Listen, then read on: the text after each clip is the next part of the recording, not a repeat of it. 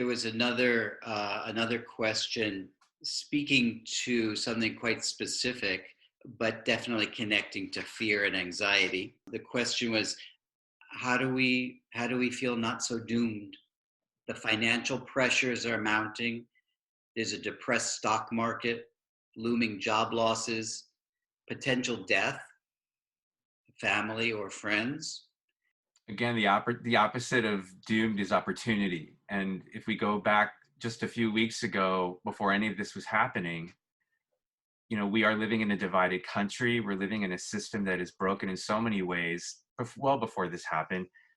I think many Americans, not even going macro right now, not even going global, but I think many Americans have wondered what will it take for the divisiveness, for the polarity of our country to heal itself. What's gotten me through a lot of this is that what it would take would be something that everyone has to be on common ground with. And something has now happened that, and continues to happen with the ripple effect of the economy, of health, of all the things that have come in light of this. We are now all in the same boat, which is something I think this world has needed in many ways. It needs to be understanding once again of its commonalities, of the things that are bonding us together rather than the things that are pulling us apart from one another. Every political party, every religion, every color of the rainbow, everybody is in the same situation right now with this. And there's something special about that. It can be overwhelming, it can be terrifying, but I think underneath all of it, there's an opportunity for people to recalibrate and somehow get on the same human page again from this, which is the opposite of doom to me. Does that resonate with anyone? Definitely, definitely. It also connects to another question that came up about connecting to how do we cope with, how do we think about, deal with the suffering that is coming. Every day we see numbers of more people, makes me very Yeah. sad, Yeah. more people who are going to die or who are dying. And one of the ways we have to cope with that, what is that? That's grief. There's going to be enormous grief, and naming it, and even though it's very difficult and very challenging, but naming it can definitely help with our ability to then live through it. One of my things as a clinician, as a therapist, you guys know me well, is that we don't want to get rid of a feeling, we want to live through the feeling. Mhm. And so we're going to live through a lot of grief, a lot of individuals, families, society. One other thing before I forget, I wanted to mention is that some of these experiences as individuals, in families, in couples, in society for sure, we've lived through before. And we have a strength that we can live through it. We either look back at our own strengths through difficult times in our lives, and we came through it. And they weren't easy and they were challenging, but we're here now and we lived through it. That could be any kind of difficult time in life. As society, as history tells us, of course, we have all lived through, extremely challenging times, major war, World Trade Center, many things, unfortunately, that we have lived through. And this time, actually, apropos of the financial impact, my mind just kind of drifts back to what people went through during the Depression, what our families went through. And none of this is looking through rose-colored glasses. Like if we just look back and say, oh, we got through that before, it doesn't change that the impact, or it doesn't change the difficulty and the challenge, but it does inform and gives us that knowledge that we have that strength. That's a great point, Jeff. And it actually just made me think of something else. You and I have talked more than once, actually all of us have talked more than once about the similarities between this pandemic and the AIDS epidemic in the 1980s. Jeff, you just layered in the Depression. It's like, it's a good reminder that what's happening is lots of things from our cultural past are coming back right now, all at the same time. But as you're saying, this is where the elders in the community can really bring to the table something extraordinary, because going back to the first question, how do you keep tweens and teens hopeful, we can teach them how we got through the AIDS epidemic, how we got through the depression. You know, we can teach them, we can remember how we did it, and we can start paying it forward because we did live through it, and we're living through something very similar in lots of ways right now. Sometimes thinking of different ways of coping, sometimes saying a phrase in the moment, it kind of acts as a circuit breaker. If we're in an emotional process and we want to step back, we want to not go further into it, whether that's, I call it a spinning out of anxiety, or it could be any emotional experience, but a phrase like, right now, I'm okay. Mm-hmm. Brings it back into the present. It makes one actually stop, which is a point of anxiety and stress reduction, is creating a moment in between to take a breath, to be able to step back.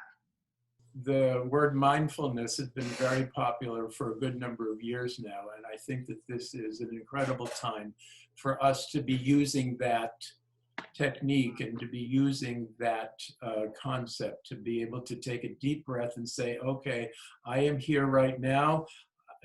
This is the moment that I'm focusing on, and I'm not jumping to the future, and I'm not doing anything but doing this for one moment. And that can be very calming. It makes me think of something else I wanted to mention as a mechanism for people, is to look at the physical body. Be mindful, be aware of what's happening in your body. You know, of course, a classic stress reaction in the body, especially if we're sitting at a computer or typing away, and our shoulders hunch up and we get stressed. And then we might, if we're lucky, if we should, get up and stretch and, that kind of thing. But to find time to do, sometimes called a body scan, think of like just from the top of our head down throughout our body, what you're feeling. Is there tightness? Is there whatever's going on? Because emotions also reside in our bodies, in our physical body. So we can release some of that either through exercise, we mentioned that earlier, or basically breath, different breathing techniques of allowing our body to relax. That what you're talking about just brings up for me, as we were talking about routines earlier and mental routines, like having a schedule for yourself, it really was bringing up for me how your body really has memory also. And your body, routines are good for your body because your body remembers, oh, I used to be getting up at, whatever time, 4:30, 5 o'clock in the morning. Now I'm not doing that anymore. What am I doing here? So the routine is good for your body just as much as it is good for your mind.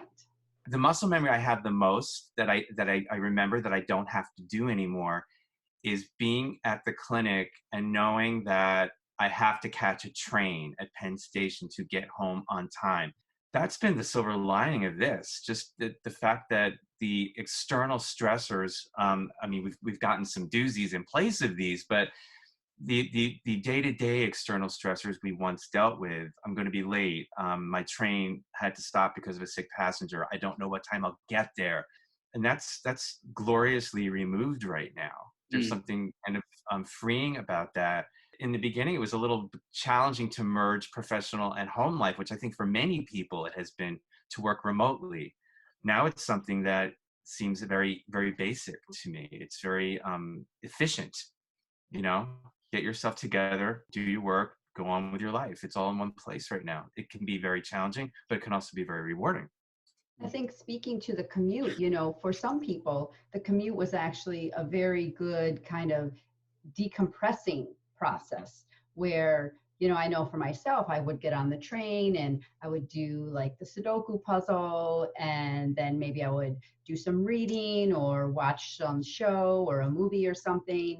And without that, you have to find other ways to decompress. Right. And I think also in terms of, working from home, I find for me, of course, being in this field, I need to have a private place in my house to be able to do therapy. And I found that being able to set that up, to have a separate space in your house, even if you're not in, providing therapy, you don't need a private space, but any kind of space in your house that's dedicated to your work if you are working from home, so that you can say, this is my work area. And then you have a schedule for your work. And when you leave that area, then you are no longer at work. You know, my sister-in-law was telling me about how she does this. She's been working from home for like 3 or 4 weeks now. She started a little bit earlier than we did. But at the end of her workday, she takes a walk, and that helps her to remember, okay, my workday's over. Now, when I get back home, which is in the same place where I've been working, now I'm at home and this is my evening time. And so that has really been helpful in terms of, you know, demarking work space and time from non-work space and time. Yeah. Even though it's the same workspace.